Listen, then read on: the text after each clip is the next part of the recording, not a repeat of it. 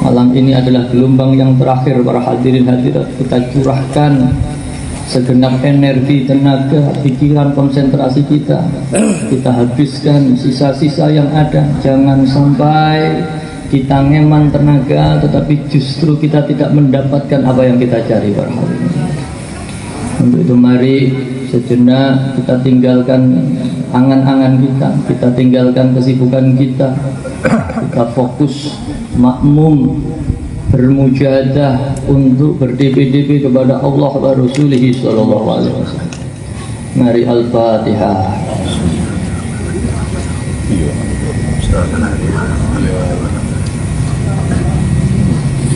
Hadirin hadirat,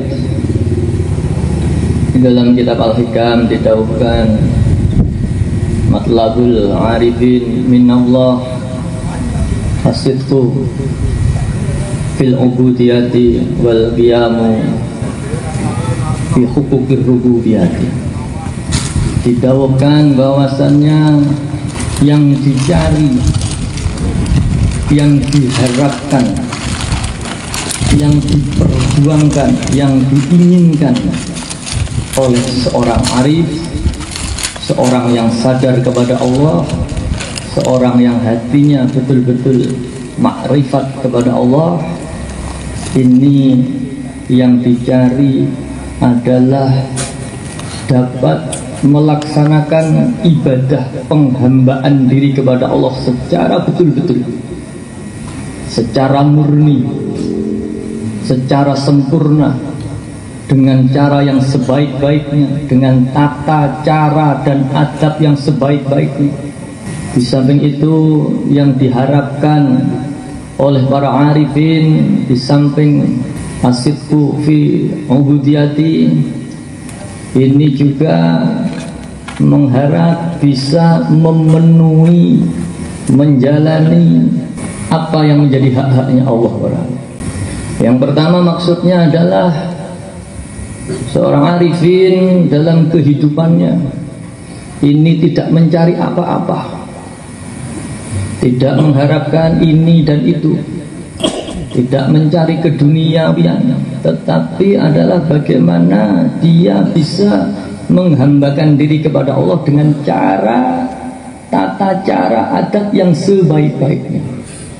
Karena mereka paham, karena mereka telah sadar, makrifat bahwasanya wa ma khalaqtul jinna wal insa illa liya'budun. Mereka sadar dirinya sebagai manusia ini diciptakan oleh Allah. Tujuannya tidak lain dan tidak bukan hanyalah beribadah kepada Allah. Maka di samping dia berusaha untuk menerapkan bagaimana cara ibadah yang baik tersebut, di dalam doa-doa permohonannya pun ini adalah memohon kepada Allah supaya diberi kemampuan untuk melakukan ibadah yang baik itu tadi. Dia tidak melakukan ibadah karena dorongan ingin mendapatkan surga. Dia tidak melakukan ibadah karena takut kalau tidak ibadah nanti dihukum masuk neraka. Jika kita masih demikian, itu berarti kita bisa dikatakan beribadah tetapi dengan tata cara dan adab yang kurang baik atau kurang sempurna. Kita, kebanyakan dari kita ini ibadah, sholat, mujahadah, sedekah, beramal jariah, ini masih mengharapkan imbalan-imbalan, balasan-balasan dari Allah, pamrih tertentu, yang mana biasanya pamrih ini munculnya adalah dari nafsu kita. Maka ini ya masih bisa dikatakan ibadah, seseorang yang beribadah, tetapi tata cara dan adabnya belum sempurna. Tetapi bagaimana beribadah yang sempurna? Beribadah yang sempurna adalah benar-benar lillahi ta'ala, tidak mengharapkan apapun selain mendapatkan ridhonya. Di samping itu, seorang arifin yang diinginkan, yang diharapkan ini adalah dapat memenuhi hak-haknya Allah. Allah ini memiliki hak yang harus dipenuhi oleh hambanya. Kita manusia oleh Allah diberi kekuatan, diberi kemampuan untuk berpikir dan memilih, sehingga kita akan gunakan kemampuan ini tadi untuk menuruti hawa nafsu, atau kita gunakan kekuatan yang diberikan Allah ini tadi untuk penghambaan yang sempurna. Ini manusia demikian. Maka Allah memiliki hak yang harus dipenuhi oleh hambanya, dan di antara hak-haknya Allah adalah kita bertakwa kepada Allah. Kita ketika Allah memberi nikmat, kita harus bersyukur kepada Allah. Apa yang menjadi kewajiban hamba ini berarti adalah hak bagi Allah. Apa yang menjadi hak bagi Allah berarti adalah kewajiban bagi hambanya. Sebagaimana dalam keluarga suami dan istri, apa-apa yang menjadi hak bagi sang istri ini merupakan kewajiban bagi sang suami. Maka apa-apa yang menjadi hak bagi sang suami ini merupakan kewajiban bagi sang istri. Ini konsep hak dan kewajiban. Maka ketika kita diwajibkan oleh Allah untuk melakukan sesuatu ibadah kepada Allah, maka hal tersebut secara otomatis menjadi haknya Allah. Tetapi jangan salah paham para hadirin hadirat. Apa yang menjadi haknya Allah ini bukan berarti Allah membutuhkan perbuatan kewajiban tersebut para hadirin. Kalau kita jual beli, kita menjual suatu produk barang kepada pembeli, maka kita wajib memberikan barang tersebut dan pembeli berhak mendapatkan barang tersebut. Sebaliknya, pembeli berkewajiban membayar dan penjual berhak menerima uang pembayaran. Maka dalam hal ini sama-sama butuh. Sang pembeli butuh barang, sang penjual butuh uang. Tetapi hubungan hak dan kewajiban kepada Allah ini semua yang butuh adalah kita hamba barang. Allah tidak butuh sholat kita, Allah tidak butuh pujian-pujian dari kita para. Tetapi sesungguhnya kitalah yang membutuhkan kepada Allah. Sholat yang kita tujukan kepada Allah, doa, munajat, mujadah yang kita tujukan kepada Allah, ini hakikatnya oleh Allah akan dikembalikan kepada kita. Maka semakin orang bertakwa, semakin orang beribadah, maka semakin banyak Allah akan memberikan pemberian kepada orang tersebut dalam berbagai bentuk sesuai dengan kehendak kebijakan dari Allah. Maka kembali, apa yang diharapkan oleh seorang arifin ini, di samping dapat beribadah dengan tata cara yang terbaik, dengan adab yang terbaik, para arifin ini juga mengharapkan bisa diberi kemampuan untuk mengisi, untuk memenuhi hak-haknya Allah.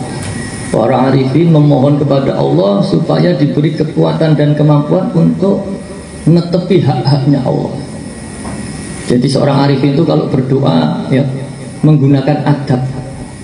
Ya Allah, dengan izin panjenengan kula nyuwun dumateng panjenengan, atas perintah panjenengan ya Allah saya memberanikan diri memohon kepada panjenengan. Andaikan panjenengan tidak menyuruh saya, maka saya tidak akan berani untuk meminta barang satu jul pun, karena panjenengan sesungguhnya telah mencukupi apa-apa yang ada pada diri saya. Bahkan apa-apa yang belum sempat saya minta, panjenengan sudah memberikan kepada saya. Ini seorang arifin sederhananya kalau minta dengan adab, tidak ngawur, apalagi su'ul adab, apalagi memaksa, apalagi setengah ngerampok kepada Allah. Sementara kita para awam yang sering meminta kepada Allah dengan su'ul adab, bahkan ngerampok. Ya Allah, saya sudah ini sudah itu, kok panjenengan tidak memberi? Bahkan su'udon kepada Allah, berpandangan bahwasanya Allah tidak menepati janjinya. Ini kita berarti betul-betul telah su'ul adab kepada Allah. Kembali para hadirin, apa yang menjadi hak-haknya Allah? Yang menjadi hak-haknya Allah adalah kita sebagai hamba harus bertakwa kepada Allah. Yang menjadi hak-haknya Allah adalah ketika Allah memberi nikmat kepada hambanya, maka kita wajib untuk bersyukur kepada Allah dengan tata cara yang telah diajarkan. Yang menjadi hak-haknya Allah adalah ketika kita berada pada suatu kesulitan tertentu, kita memohonnya kepada Allah, bukan kepada selain Allah. Yang menjadi hak-haknya Allah adalah ketika kita beribadah dan menghadap kepada Allah, kita sertai dengan perasaan senantiasa nginjen-nginjen, muraqabah, sehingga ketika kita menghadap, ketika kita berdoa, hati kita betul-betul tertuju kepada Allah. Kita para awam yang sering ini sangat sulit menetepi, menjalankan ya, apa yang menjadi hak-haknya Allah. Ketika kita berdoa, ketika kita sholat, bahkan kita tidak ingat Allah sama sekali. Yang kita ingat adalah hanyalah hajat-hajat kita, permasalahan-permasalahan kita. Maka para hadirin hadirat, dari gambaran tersebut bisa kita bayangkan, bisa kita fahami betapa tingginya kualitas permohonan seorang arifin dibanding dengan orang awam seperti kita. Bahkan dibanding para zahidin, para alim, ini pun jauh lebih tinggi. Seorang yang alim ini biasanya masih kecampuran. Ketika beribadah mohon supaya diberi ilmu. Seorang zaidin pun terkadang juga masih kecampuran. Tetapi kalau orang arifin ini betul-betul murni. Maka betapa tingginya permintaan seorang arifin. Jika kita gambarkan ya, perbedaan, tampak berbeda bagaimana ketika ada seorang anak kita misalkan, apa yang mereka minta adalah ya, Bapak, Ibu, saya minta sangu. Buat apa? Saya minta sangu uang untuk saya belikan buku, sehingga dengan buku tersebut saya mau belajar, sehingga dengan belajar saya bisa mendapat nilai yang baik di sekolah, bisa sukses, sehingga dengan kesuksesan tersebut bisa saya gunakan untuk ya, bekerja, untuk berjuang, sehingga Allah mengangkat derajatnya. Permintaan semacam ini tentu berbeda dengan permintaan seorang anak yang misalkan minta, Bapak, Ibu, saya minta sangu. Buat apa? Saya minta sangu untuk jajan, saya minta sangu untuk menyewa video game, saya minta sangu untuk ini, itu, dan lain sebagainya, yang manfaatnya tidak lain dan tidak bukan hanya untuk sekedar kesenang-senangan semata. Tetapi seseorang yang minta sangu untuk belajar, ini secara simbolis bisa kita pahami, ini adalah minta sangu supaya bisa memuliakan kedua orang tuanya barangkali. Ini tentu berbeda kualitas permintaan yang pertama dan yang kedua. Demikian pula betapa jomplangnya, betapa jauhnya kualitas perbedaan ya, permintaan seorang arifin. Yang diminta adalah diberi kekuatan, diberi kemampuan untuk bisa beribadah dan mencukupi, menetepi hak-haknya Allah. Dengan seseorang yang memohon, yang isi permohonannya adalah semata-mata keduniawian. Kalaupun toh meminta keduniawian, harta benda dan semacamnya ini, kemudian memang diniatkan untuk sanggup ibadah, itu masih mending. Walaupun berarti belum murni, tetapi masih penting. Tetapi terkadang angel-angel tirakat, ngoyo-ngoyo, ngebleng, riyadhah, ketika Allah telah membuka nikmat-nikmatnya dalam berbagai aspek, kemudian nikmat tersebut justru diselewengkan, disalahgunakan, tidak digunakan untuk ibadah. Dulu ketika masih sulit ekonominya, mujadai mempeng riyadhah, setiap hari peningkatan keuangan, 40 harian di bulan baleni, Kemudian dengan jangka waktu tertentu Allah ijabah, ekonominya diangkat, dibuka rezekinya, sehingga pekerjaannya ya, lancar, proyeknya maju. Akhirnya karena proyeknya banyak, dia sulit mengatur waktu. Akhirnya tidak punya waktu untuk beribadah, tidak punya waktu untuk mujadah lagi. Akhirnya mujadai kendu.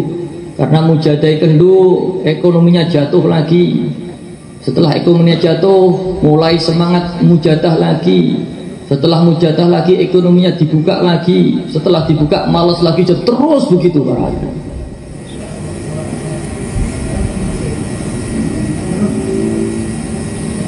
Yang mungkin ada permasalahan kesehatan pun juga demikian. Nalika cek loro-loroan mujadah kesehatan, kemudian fisiknya diberi sehat seger waras.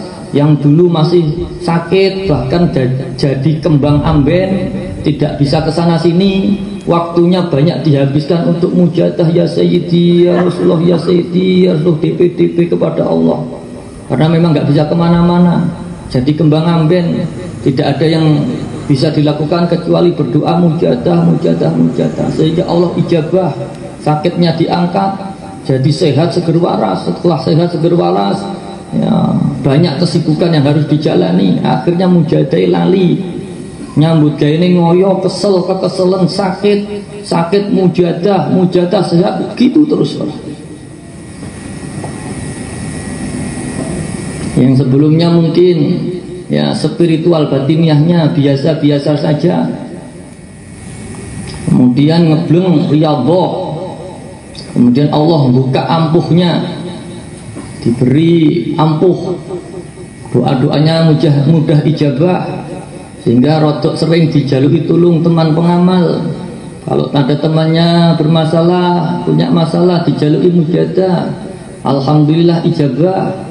Akhirnya kesana kesini bukan untuk penyiaran, bukan untuk mohon kesadaran, tetapi untuk nun sewu cari objekan. Justru ini yang bahaya para.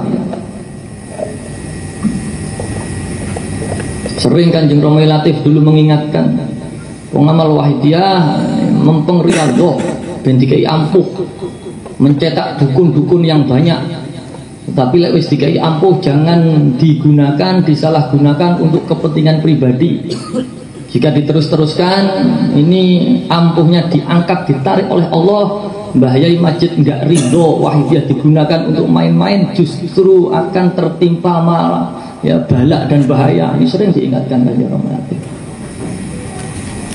Maka kembali, apa yang diharapkan seorang arifin ini adalah semata-mata bisa beribadah dengan cara dan adab yang terbaik dan menjalani apa yang menjadi hak-haknya Allah. Dan seorang arifin ini bisa membedakan, bisa memilah mana antara tujuan dan kesenangan atau kenikmatan. Kita umumnya sulit untuk memilah, tetapi para arifin ini ya, diberi kemampuan untuk bisa memilah apa yang menjadi tujuan dan apa yang menjadi kesenangan. Contohnya makanan beragam. Anak kecil ini kebanyakan ini tidak bisa memilah antara tujuan dan kesenangan. Maka anak kecil ini makanan yang dicari adalah yang rasanya enak. Rasa enak itu adalah gambaran simbol sebuah kesenangan. Padahal tujuan manusia makan itu adalah untuk mendapatkan gizi supaya sehat, kuat, sehingga bisa menjalani kehidupan dengan baik. Jika makanan yang dimakan tadi kebetulan di samping rasanya enak, dia juga bergizi dengan baik, ya alhamdulillah, tidak ada kesulitan di dalam memilih-milih atau memilah-milah. Namun banyak kita temui, apalagi zaman sekarang, makanan-makanan cepat saji, snack-snack yang mungkin kurang sehat, Tetapi dengan cara tertentu penjual bisa menciptakan satu sensasi rasa yang enak, yang disukai oleh anak-anak. Ini seringkali orang tua kesulitan mengeng anaknya jajanan-jajanan yang disenangi padahal tidak sehat. Tetapi karena si anak ini tadi belum bisa memilih, belum bisa memilah antara tujuan dan kesenangan, maka yang mesti berbuat. Tetapi orang dewasa yang telah cukup pengalamannya, orang dewasa yang bijak, yang teredukasi dengan baik, ini bisa memilah mana antara tujuan dan makanan. Maka sekarang banyak kita jumpai lifestyle diet. Ini banyak pelaku-pelaku, aktivis-aktivis diet ini makan makanan sehat yang mungkin jika kita secara awam merasakan rasanya kurang enak, hambar, menghindari makanan-makanan gorengan misalkan, makanan yang banyak secara diolah secara alamiah, direbus biasanya demikian, dengan diet-diet tertentu yang rasanya mungkin tidak enak. Tetapi karena ia sadar tujuan dari makan adalah supaya sehat, ia bisa mengesampingkan kesenangan nafsu atau lidahnya dalam hal ini. Kalau makanan disingkirkan, makanan-makanan yang menggoda lidah, yang tidak sehat, yang dipilih adalah makanan-makanan yang sehat, walaupun mungkin di lidah tidak terasa lezat. Apalagi kalau sudah sakit. Kalau orang sakit, sudah menyadari sakitnya, kemudian mencari obat atau jamu dan tahu khasiatnya, ini sudah betul-betul yang dicari adalah tujuan. Nggak enak, nggak apa-apa, pahit, ritek, tetap dimakan. Yang penting tujuan untuk mengkonsumsi bisa tercapai, yakni mendapatkan kesehatan. Demikian pula dalam kehidupan spiritual berarti. Seorang arifin ini bisa memilah mana permohonan-permohonan ini yang ditumpai keinginan nafsu, dan mana permohonan-permohonan yang untuk tercapainya tujuan tadi, tercapainya dua tujuan tadi, yakni beribadah dengan baik dan menjalankan apa yang menjadi hak-haknya Allah. Maka bisa dikatakan seorang arif yang memiliki keinginan demikian, maka keinginannya murni, perhatikan, tidak tercampur. Keinginannya murni hanya karena Allah, tidak tercampur nafsu. Maka tidak heran para waliullah, apalagi yang sudah mencapai maqam makrifat, ini doa-doanya sangat mudah diijabahi oleh Allah, perhatikan. Sangat mudah diijabahi oleh Allah. Doanya cepat sampai karena doanya dibawa oleh mesin dengan bahan bakar bensin murni. Tetapi jika doanya ini tadi dibawa di atas mesin, kendaraan bermesin dengan bahan bakar oplosan, berbet di tengah jalan, maka doanya tidak sampai atau sulit atau paling tidak lama untuk sampai ke tujuan. Ini gambarannya demikian.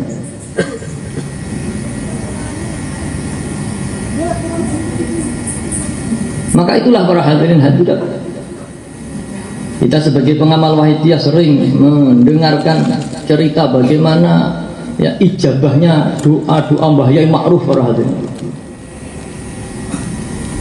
Mbah Yai Ma'ruf ini dalam dunia ulama pondok di Jawa khususnya, terutama Jawa Timur, Jawa Tengah, ini dikenal sebagai profesor doa.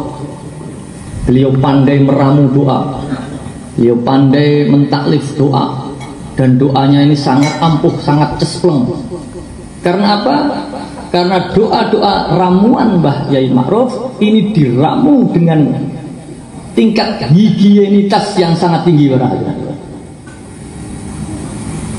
Meramu doa itu seperti orang meramu makanan. Kalau ketika masak makanan, meramu makanan, tangannya tidak higienis, ya makanannya bisa rawan tercampur kotoran bakteri yang bisa jadi bukan menyehatkan, malah menjadi mara bahaya, keracunan dan semacamnya. Tetapi jika makanan ini diproses dengan cara yang baik, dengan hati-hati, dengan tingkat higienitas yang tinggi, maka makanan ini akan sangat bersih, gizinya utuh, sehingga ketika dimakan ini betul-betul bisa membawa yang manfaat sebagaimana ingredient yang ada di dalamnya. Demikian pula Mbah Ma'ruf di dalam meramu doa-doanya. Sebelum Mbah Ma'ruf meramu doa, dilambari dengan permohonan kepada Allah yang murni ini tadi, Pak. Sehingga doa-doa Mbah Ma'ruf ini ibarat barang paket, ini diangkut dengan kendaraan bermesin yang baik, dengan bahan bakar yang murni, sehingga cepat sampai. Maka yang penting di sini bukan yang penting di sini bukan matan dari doa tersebut, artinya bukan lafaz dari doa tersebut para hadirin. Yang penting di sini adalah doa tersebut diangkut oleh kendaraan yang bagaimana. Maka doa-doa Mbah Ma'ruf itu nyeleneh para hadirin. Secara tekstual ini nyeleneh. Di antaranya ya yang sering diceritakan oleh Kanjeng Latif, doa Mbah Ma'ruf, Allahumma hulu kali weteng segoro. Ini kalau orang belum kenal Mbah Ma'ruf ya udung guyu mendengar doanya Mbah Ma'ruf, bahkan mungkin mencepelekan. Dungo macam apa itu? Mungkin begitu kalau belum memahami Mbah Ma'ruf. Allahumma salimna minal bedil wa bunduk. Begitu Mbah Ma'ruf itu doanya itu aneh-aneh. Banyak sekali doa Mbah Ma'ruf yang aneh-aneh. Maka sekali lagi yang menjadikan doa tersebut cepat sampai bukan matan doanya, tetapi kendaraan yang membawa doa tersebut hingga sampai kepada Allah. Maka hari ini bisa saja seorang ahli sastra Arab misalkan merangkai sebuah kata-kata yang indah, puitis, berisikan tentang pengharapan-pengharapan, dikemas dengan kata-kata yang manis. Tetapi jika di bulan baleni dibaca, diamalkan, ya nggak dapat apa-apa, nggak ada asrornya. Karena apa? Karena ibarat paket, hanya bagus paketnya saja, tapi tidak diangkut dengan kendaraan yang baik itu tadi, Pak. Mbah Ma'ruf ini doanya aneh-aneh.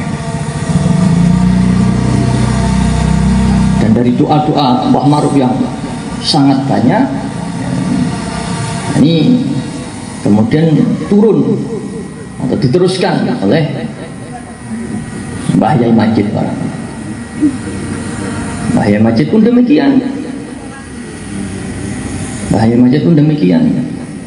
Doa-doa Mbah Yai Majid ini Mbah Yai Majid sedikit lebih ditata, tata bahasanya ditata, tetapi tetap yang menjadi core power intinya adalah bagaimana doa tersebut sampai kepada Allah. Maka itulah Mbah Yai Majid mentaklif sholawatul wahidiyah yang pada malam hari ini kita peringati ulang tahun lahirnya sholawat wahidiyah. Dalam sholawat wahidiyah kalau kita baca satu persatu, ini doanya dikerek nih Pak. Doanya ditempatkan di belakang. Doa tentang rizki, doa tentang ini belakang. Tetapi oleh Mbah Yai Majid yang didahulukan adalah pentauhidan kepada Allah, Pak. Pujian kepada Allah, mengakui tentang ketauhidan kepada Allah, memohon Allahumma ya wahidu ya ahad ya wajidu ya jawad, Allahumma kama anta ahluh, dan selanjutnya baru di belakang disisipkan doa-doa, disisipkan doa-doa dalam berbagai aspek doa. Maka tidak heran Tidak heran sholawat wahidiyah begitu cepat ketika dijadikan sebagai sarana permohonan kepada Allah. Karena ibarat ya, mobil paket ini lebih besar mesinnya daripada isi paketannya. Isi paketannya kecil sedikit, tetapi mesinnya bersisi besar. Maka kalau kita melihat ya, ekspedisi, kendaraan ekspedisi, truk-truk itu bisa dikatakan ya, rasio kekuatan mesin dengan barang yang dibawa, ya, terutama yang kita lihat di Indonesia ini tidak relevan, sehingga ngoyo. Kuatnya di jalan datar, ada tanjakan sedikit ngoyo. Istilah sekarang itu truk odol, over dimension, over apa L-nya lupa saya. Odol ya. Berarti kan nggak proporsional. Mesinnya katakanlah misalkan itu memiliki kemampuan efektifnya itu membawa barang 2 ton begitu misalkan, dipaksakan menjadi 5 ton bahkan 10 ton, ya ngoyo. Maka wahidiyah yang diperbesar adalah kekuatan mesinnya. Doanya kecil saja. Justru doa yang kecil itu bisa cepat sampai.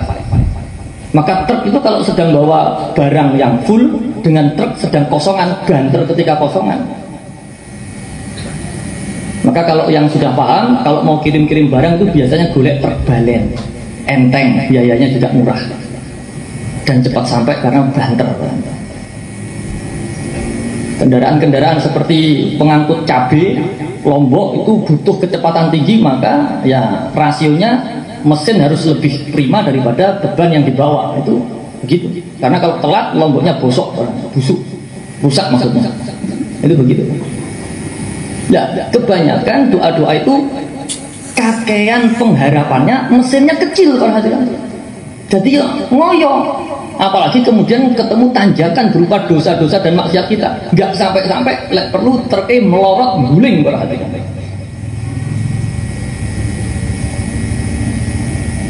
Alhamdulillah para hadirin. Maka sering kita mungkin bertanya-tanya, ketika dulu Kanjeng Romo Latif ya masih berada di tengah-tengah kita, ada pengamal sowan, Kanjeng Romo, saya punya masalah ini itu, apa yang harus saya amalkan? Ya gitu, moco mujadah, ya saidi peningkatan, ya saidi 5.000. Di lain waktu sowan lagi, saya punya masalah ini ya Allah, lain masalahnya, apa yang saya makan? Ya ini mujadah, ya saidi 5.000. Akhirnya muncul pertanyaan, kabeh masalah kok duhune panggaya saidi ya Rasulullah. Paling-paling perbedaannya kalau masalahnya enteng, ya saidinya ping 1.000, ping 5.000. Ini masalah abot, misalkan punya utang 1 miliar, 2 miliar, 10 miliar, ya dijajal 20.000, 50.000 bahkan. Jadi yang ditingkatkan hanya ya, kapasitas ruang bakar mesinnya, ya saidinya sendiri. Tapi prinsip kerjanya sederhana. Karena Kanjeng Romo Latif menggambarkan ya sayyidi ya Rasulullah atau sholawat wahidiyah secara umum ini seperti listrik. Listrik itu ya tergantung voltasenya. Tetapi fungsinya mau dibikin apa, ini semua bisa. Listrik itu kalau ketemu lampu ya jadi cahaya, jadi panas kemudian muncul cahaya jadi penerang. Listrik kalau ketemu kulkas, ketemu AC dengan mekanisme kelistrikan tertentu jadi dingin. Ketemu senter jadi padam, ketemu setrika jadi panas. Maka apapun permasalahan kita, kuncinya harus kita tingkatkan voltase listrik kita. Kuncinya adalah mujahadah. Kuncinya adalah kembali para hadirin. Mengapa doa-doa para arifin ini mudah diijabah Allah? Karena doa-doanya murni. Mbah Ma'ruf doanya mudah diijabah. Mbah Yai Majid bahkan mentaklis sholawat wahidiyah ini bukan hanya ya, untuk Mbah Yai Majid sendiri, tetapi sudah diijazahkan secara mutlak. Semua orang dari mana saja tidak pandang bulu, kalangan, latar belakang apa saja boleh mengamalkan wahidiyah. Dan alhamdulillah tahadus bi nikmah, kita semua sedikit banyak merasakan nikmatnya wahidiyah. Indikatornya sederhana, indikatornya kita masih mau mujadah, datang mujadah kubro itu berarti kita masih merasakan nikmatnya wahidiyah, walaupun antara satu orang dengan yang lainnya berbeda kadar, dapat menikmati wahidiyahnya sejauh mana itu beda-beda. Tetapi dengan adanya orang datang ke warung makan, berarti dia secara tidak langsung mengakui warung makan tersebut makanannya enak, buktinya mau datang, mau beli. Demikian pula kita pengamal wahidiyah, mungkin kita merasa saya ngamalkan wahidiyah nggak dapat apa-apa, rasanya biasa-biasa saja, tapi kenyataannya panggah mujadah, nggak bisa meninggalkan mujadah, ya berarti tanpa diakui dia merasakan nikmatnya.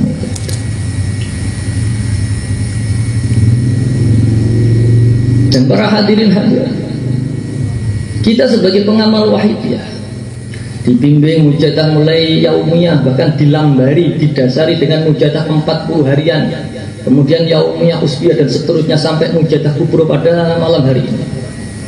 Ini sekali lagi kita sadar atau tidak, itu wahidiyah telah bereaksi di dalam tubuh kita, berarti sadar atau tidak. Romo kalau menggambarkan anak kecil itu pertumbuhan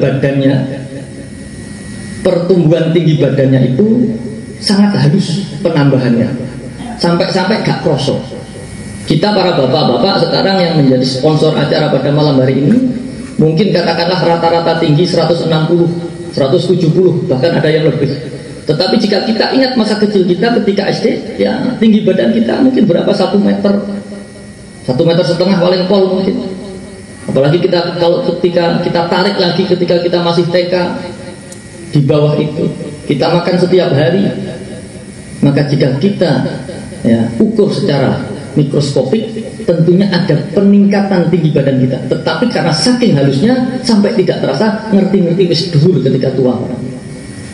Demikian pula wahidiyah. Mungkin ada di antara kita, saya ngamalkan wahidiyah kok gak kroso apa-apa. Jangan putus asa, diteruskan, karena bisa jadi wahidiyah telah bereaksi tanpa jenengan rasakan. Dan mungkin merasakan manfaatnya bukan di dunia, tetapi insya Allah nanti di akhirat.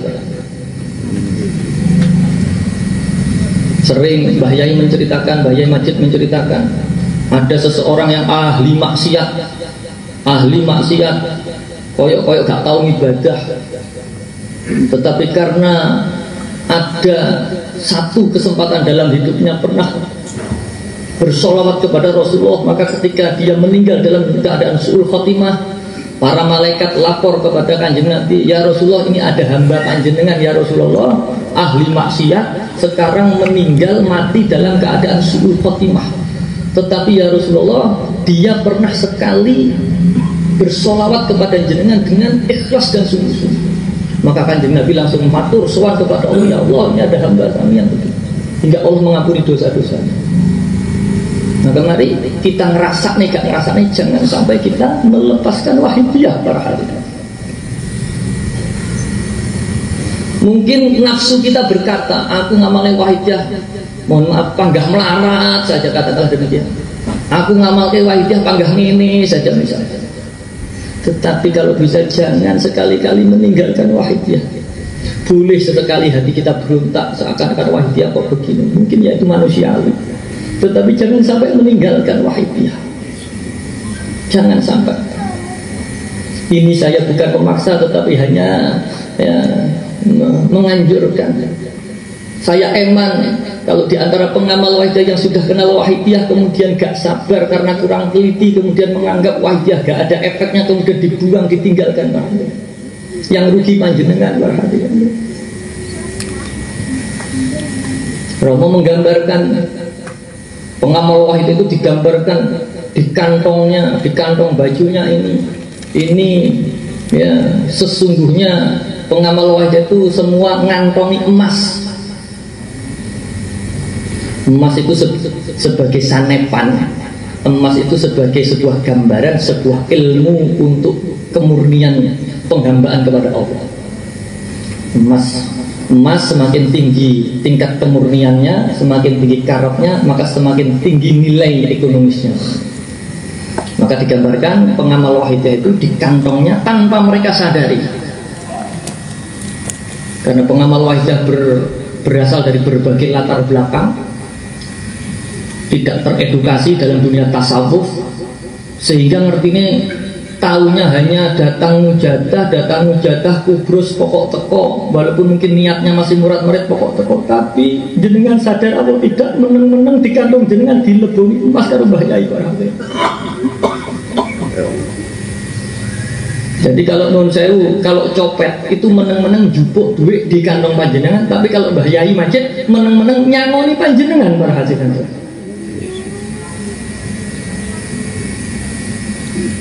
Maka ketika di kantong pengamal wajah sudah ada emas-emas di dalamnya, kemudian Kanjeng Rama Latif menggambarkan pengamal wajah ketemu orang lain yang mungkin ahli dalam dunia peremasan, kemudian ngomong, wahai saudaraku, apa yang ada di kantongmu itu?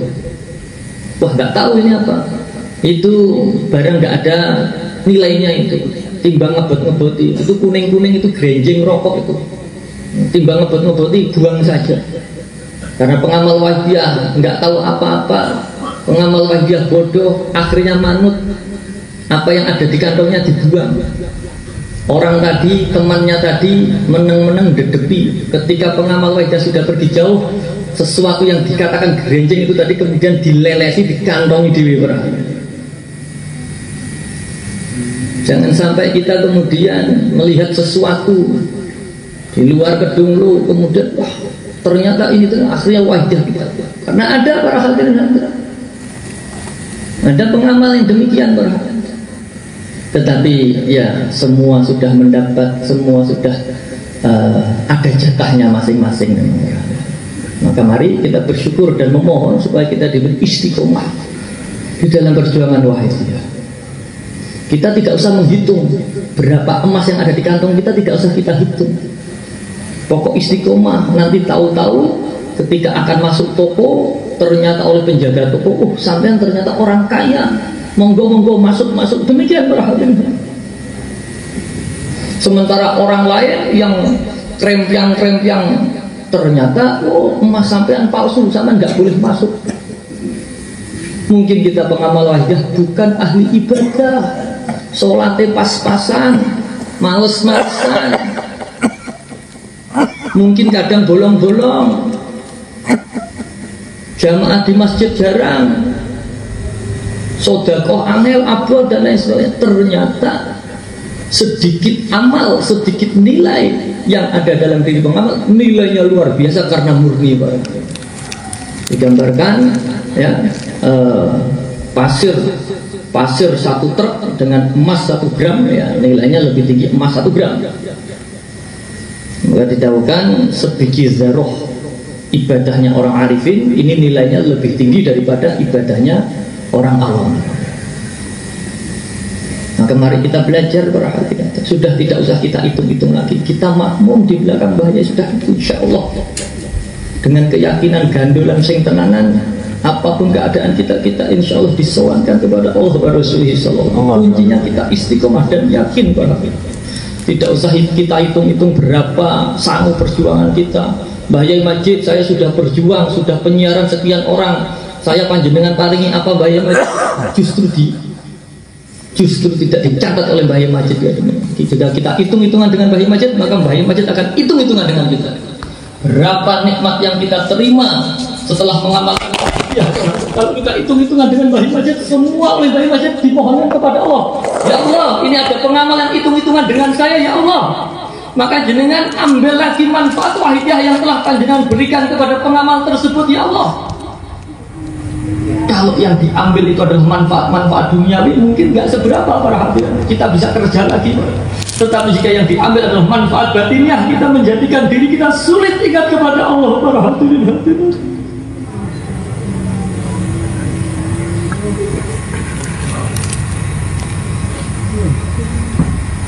Mari para hadirin.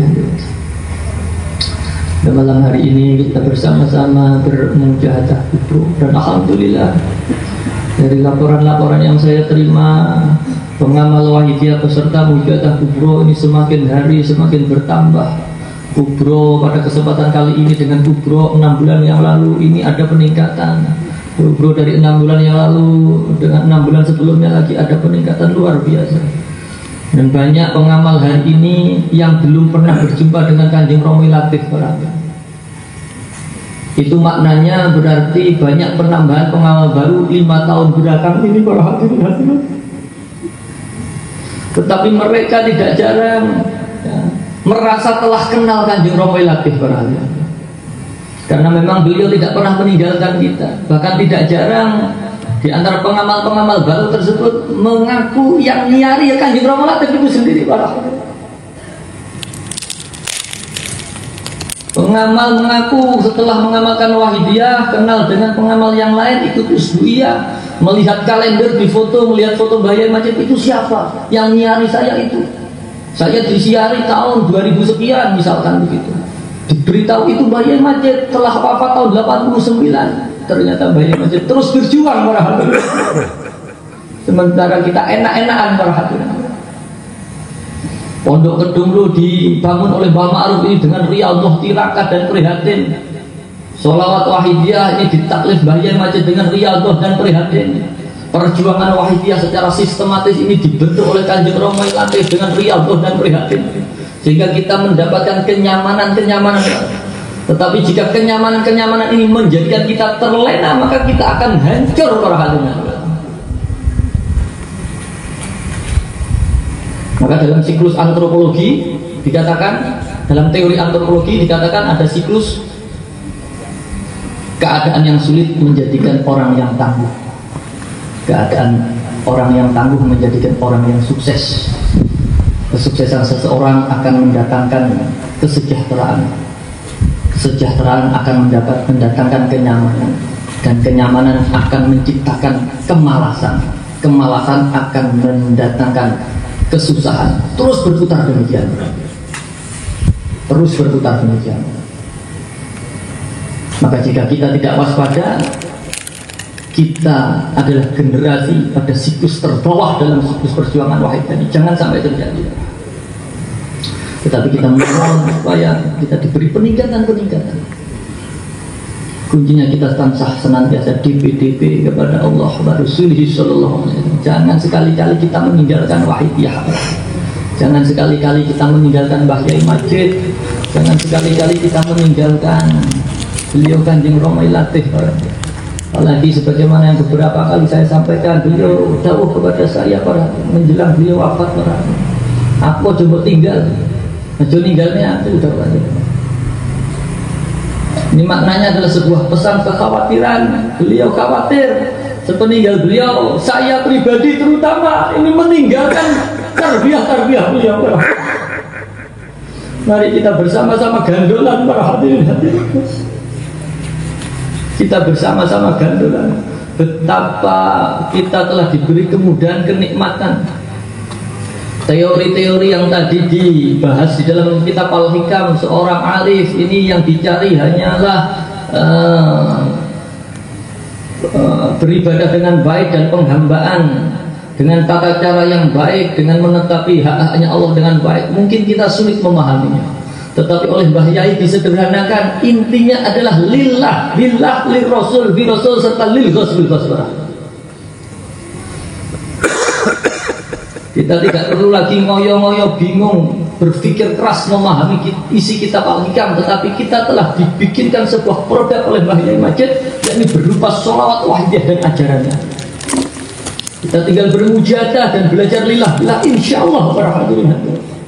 Insyaallah kita akan diselamatkan oleh Rasulullah sallallahu alaihi wasallam wa wasiat zaman radhiyallahu. Tetapi ingat para hadirin hadirat, jangan menyalahgunakan Wahidiyah. Jangan sampai kita menganggap alhamdulillah saya kenal Wahidiyah, dengan Wahidiyah kita menjadi mudah untuk mohon ampunan kepada Allah, menjadikan kita ngenteng nih berbuat dosa berarti. Ibarat orang sekolah nulis pakai pulpen, saya sudah sanggup setipu, salah tidak apa-apa, sak wayah-wayah bisa disetipu, katakanlah demikian. Lama-lama buku itu ngedebel para hadirin oleh setipu para hadirin.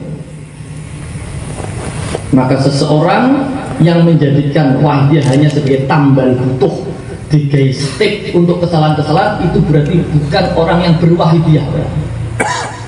Orang yang berwahidiyah, orang yang mengamalkan wahidiyah adalah orang yang betul-betul sadar kepada Allah,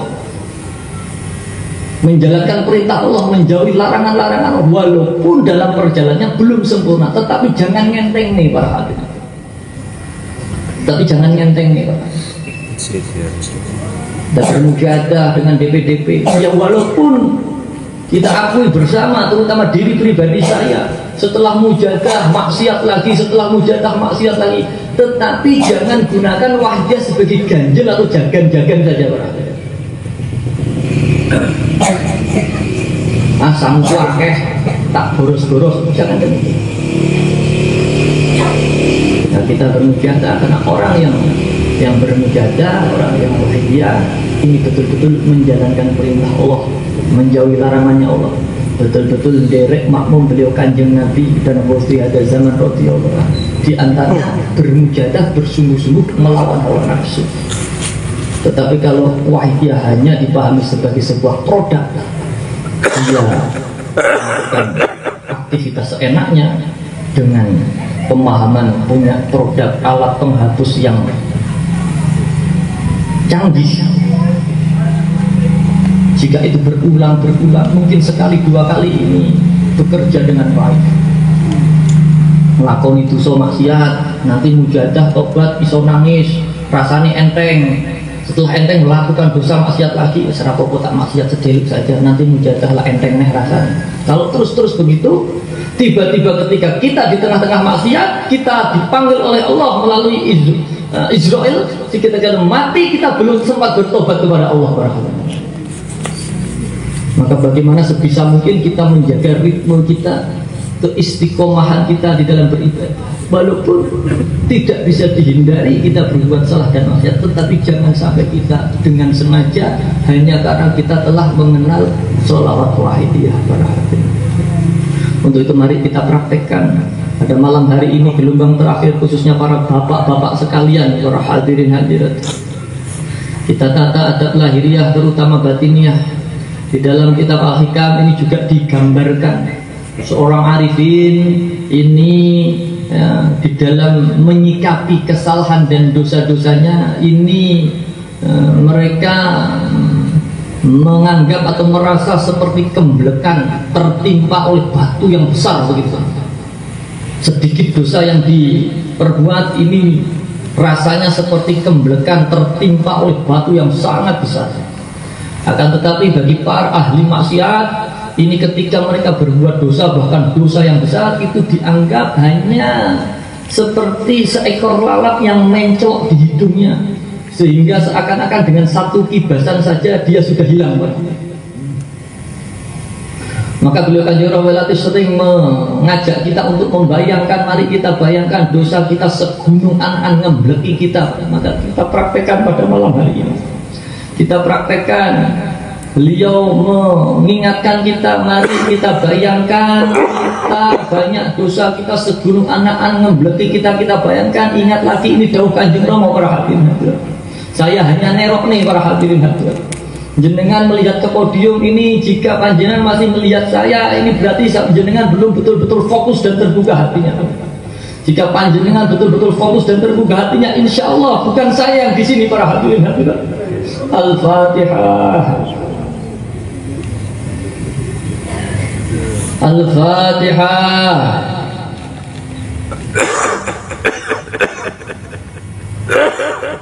Al-Fatihah.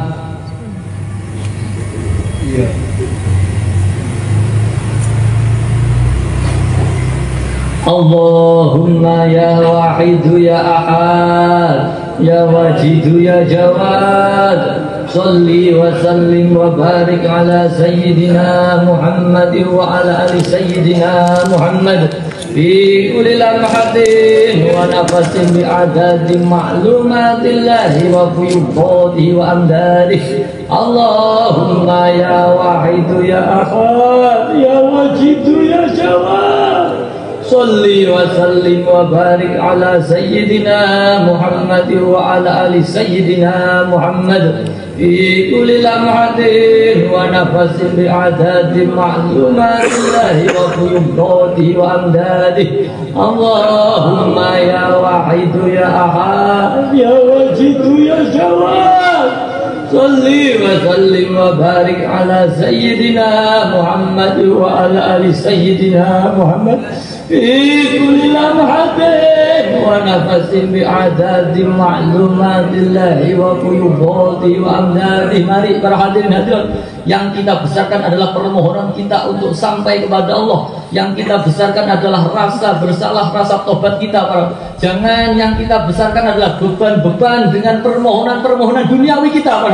Jika itu yang terjadi, ini seperti truk yang kabutan muatan, mesinnya kecil. Para hadirin, mari jangan pikirkan hajat-hajat kita itu belakangan. Yang paling penting kita sowan kepada Allah. Makmum di belakang bahaya kita bayangkan pada malam hari ini. Para hadirin hadirat, cerita kisah Nabi Nuh. Para hadirin hadirat, beliau seorang nabi, tetapi karena istri dan anaknya tidak taslim, maka tidak mau naik bahtera Nabi Nuh. Tidak mau naik perahunya Nabi Nuh. Apalagi kita siapa di hadapan Bahyai Majid. Para hadirin hadirat, kita bukan anaknya, kita bukan istrinya, kita bukan keturunannya.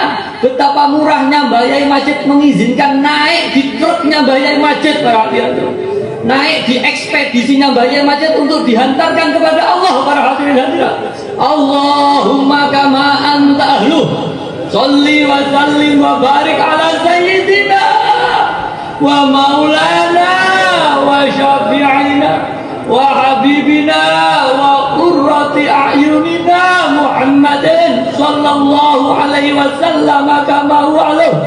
Nasallallahu bi'atihi an tuhriqana bil jadi ba'dil wada hatta la nara wa la nasma'a wa la najida wa la nu'isa wa la nataharraka wa la naskunna illa biha wa tarzuqana tamama maghfiratika ya Allah wa tamama ni'matika ya Allah wa tamama ma'rifatika ya Allah wa tamama mahabbatika ya Allah wa tamama rizwanika ya Allah. Wa salli wa sallim wa barik alaihi wa ala alihi wa sahbihi adada ma ghatabi ilmuka wa zawita birahmatika ya arhamar rahimin walhamdulillahi rabbil alamin. Mari bapak-bapak sekalian, mungkin hari ini usia kita sudah dewasa, bahkan sudah sepuh, sudah mbah-mbah, tapi mari kita bayangkan kita semua masih kanak-kanak. Para hadirin hadirat, di hadapan Bahyai Majid kita kanak-kanak, di hadapan Kanjeng Romi Latif kita kanak-kanak, di hadapan beliau Rasulullah sallallahu alaihi wasallam kita kanak-kanak. Maka mari jangan menahan diri, jangan gengsi, kita nangis gero-gero, minta ditumbasne dolanan lampu kelap-kelip pelita kehidupan. Ya Syafi'al khalqi sholatu wassalam alaika nurul khalqi hadi alam wa azlahu wa ruhu adrikni fa qadalam abada wa laisa li ya sayyidi siwaka wa inda rudda kuntu syahsan halika. Ya Syafi'al khalqi sholatu wassalam alaika nurul khalqi hadi alam wa azlahu wa ruhu adrikni fa qadalam abada wa rabbi wa laisa li ya sayyidi siwaka wa inda rudda kuntu syahsan halika. Ya Syafi'al khalqi sholatu wassalam alaika nurul khalqi hadi alam wa azlahu wa ruhu adrikni wa qadalam abada wa rabbi wa laisa li ya sayyidi siwaka wa inda rudda kuntu syahsan halika. Bapak-bapak, bagaimana istri kita, bagaimana anak kita, bagaimana cucu keturunan kita, mari kita sowankan kepada beliau Rasulullah. Ya Sayyidi, ya Rasulullah, ya Sayyidi, ya Rasulullah, ya Sayyidi, ya Rasulullah, ya Sayyidi,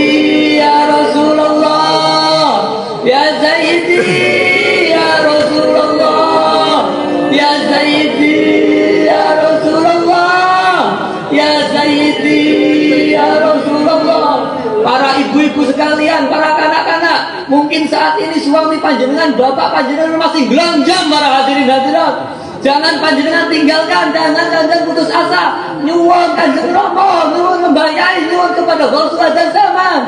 Duh Kanjeng Rama, suami kula, duh Kanjeng Rama, bapak kula tansah maksiat, panjenengan selamat nih, panjenengan tambah hati nih, panjenengan sowan nih dumateng Allah dan Rasulullah.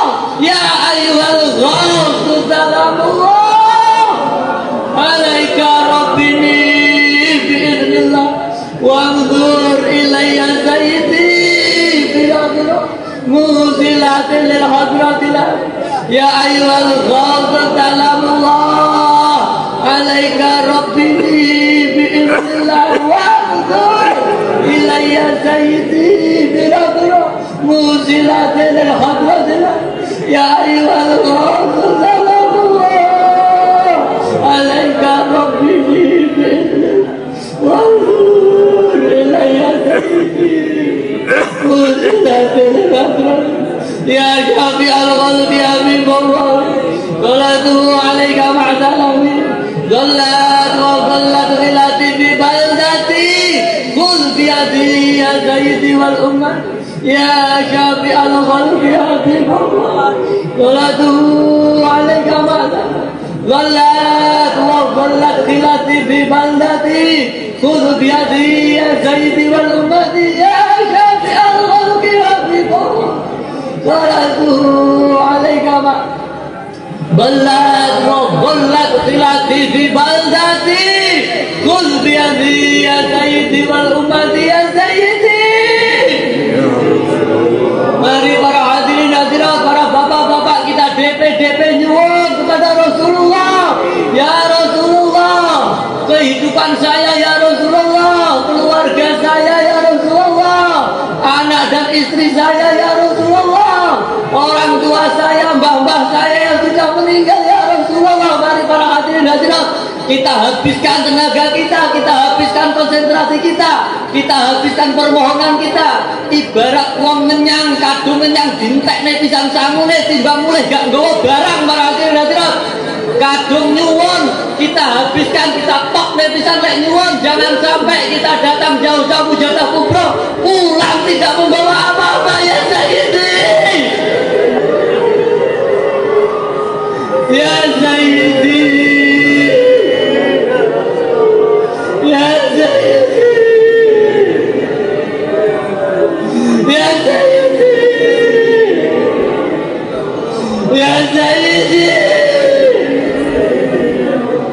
ya sayyidi, ya Rabbana Allahumma shalli ala Muhammadin wal ali wa ja'al al-azab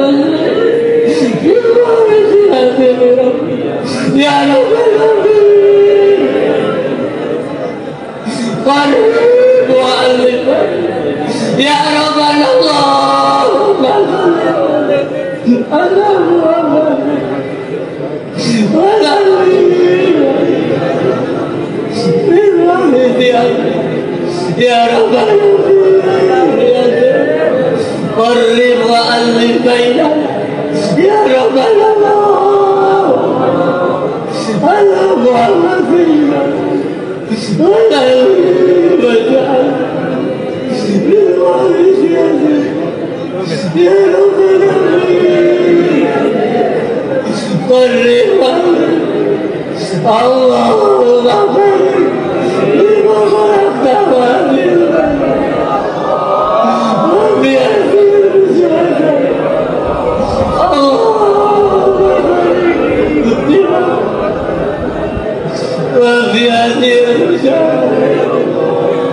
Allahumma barik lima khalaqta wa hadhil baldah ya wa fi hadhil mujahadah ya Allahumma barik lima khalaqta wa hadhil baldah wa fi hadhil Allahumma barik lima khalaqta wa hadhil baldah wa fi hadhil mujahadah Allah Allahumma barik lima khalaqta wa hadhil balada wa fi hadhil mujahadah ya Allahumma barik lima khalaqta wa hadhil balada ya wa fi hadhil mujahadah ya wa fi hadhil mujahadatil kubra ya wa fi hadhil mujahadatil kubra ya وفي هذه المجاهدة الكبرى يا الله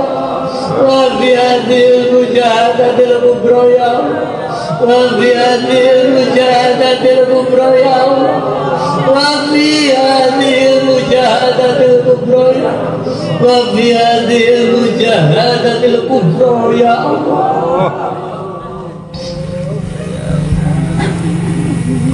Mari kita istighfar para hadirin. Kita istighfar kosong, gunggung, tidak ada apa-apa, yang ada hanya Allah. Memang tidak mudah para hadirin, tetapi mari kita belajar. Kita belajar sembari mohon nyuwun dituntun Mbah Yai dan Kanjeng Rama Latif.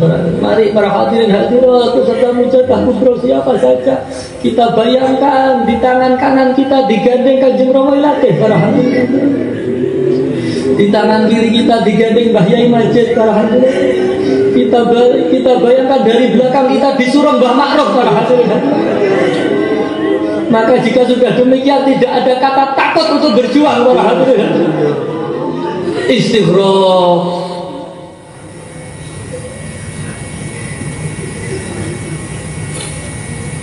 Yes. Al-Fatihah.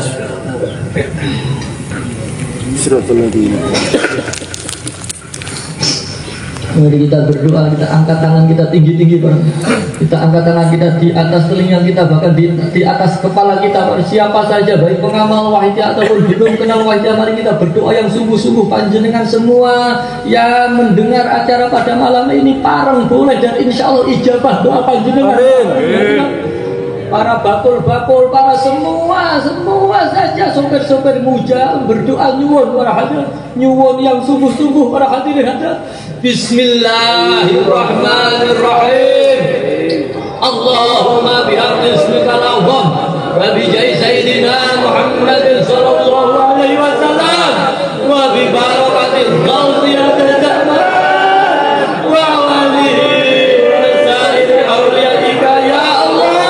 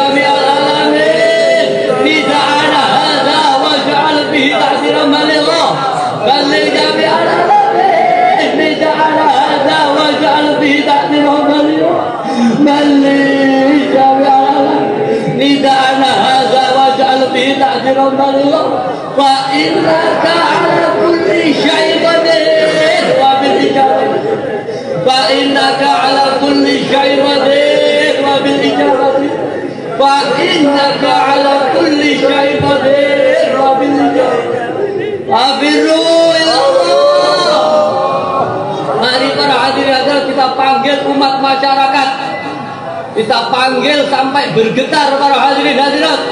Mereka dikuasai hawa nafsu, berbuat maksiat. Mari kita panggil sampai hatinya bergetar para hadirin hadirat. Kita panggil tetangga-tetangga kita, kita panggil teman-teman kita panggil saudara kita, terutama kita panggil keluarga kita panggil istri kita, anak kita, suami kita. Kita getarkan hatinya supaya bergetar kita getarkan bukan dengan gelombang suara, tetapi dengan gelombang spiritual. Kita gogrokkan, kita bikin horeg hatinya para hadirin hadirat. Wafiru ilallah, wafiru ilallah, wafiru ilallah, wafiru ilallah, wafiru ilallah. Dosa kita terlalu tebal, ternyata belum gogrok para hadirin hadirat. Wafiru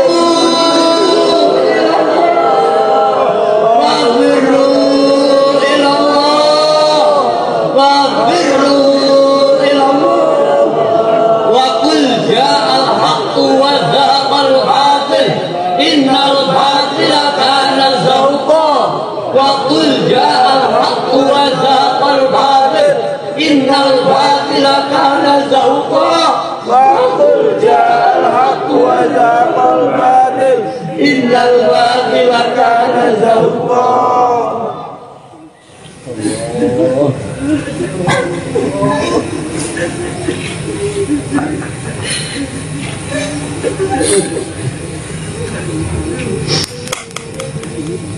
Al-Fatihah.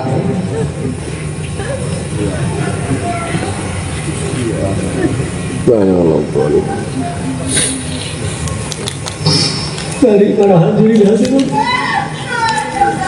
mari kita yakin yang seyakin-yakinnya para hadirin, bahwa permohonan kita diterima dan diijabah oleh Allah wa Rasulullah sallallahu alaihi wasallam.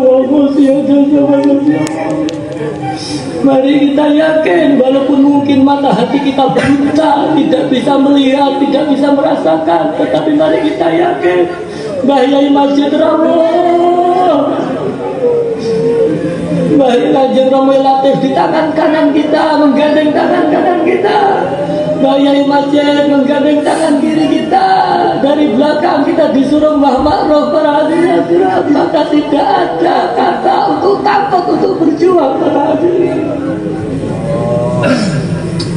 Para hadirin hadirat,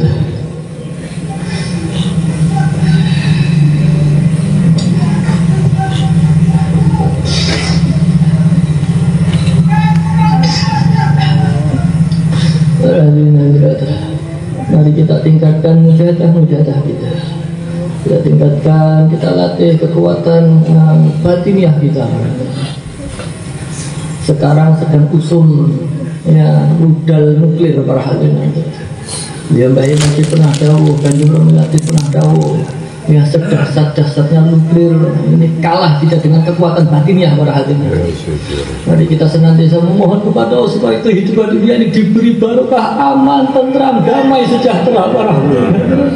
Kehidupan bangsa Indonesia, kehidupan di daerah kita masing-masing para hadirin hadirat.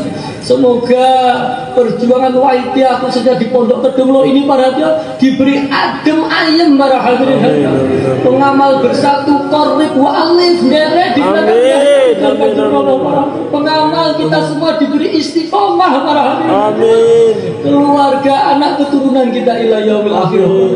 Semoga kita panjenengan semua khususnya sepulang dari Mujahadah Kubro ini diberi peningkatan yang luar biasa. Diberi meningkat kesehatannya, seger waras, diberi meningkat rezekinya, ekonomi barokah, utama diberi meningkat kesadarannya, meningkat untuk sadar kepada Allah para hadirin, dan semuanya kita gunakan untuk berjuang memperjuangkan wahidah di daerah kita masing-masing. Demikian para hadirin hadirat. Panjenengan nanti sepulang dari Mujahadah Kubro meninggalkan Kedunglo, ini mungkin hanya meninggalkan fisiknya saja, tapi jangan sampai hati panjenengan meninggalkan Kedunglo para hadirin. Panjenengan nanti pulang di jalan terus bermujahadah, jangan banyak bicara, hati-hati di jalan. Dan nanti salam untuk teman-teman pengamal keluarga di rumah yang mungkin tidak bisa hadir pada malam hari ini para hadirin. Para hadirin hadirat, demikian yang dapat kami sampaikan. Segala salah dan khilaf kami mohon maaf yang sebesar-besarnya para hadirin.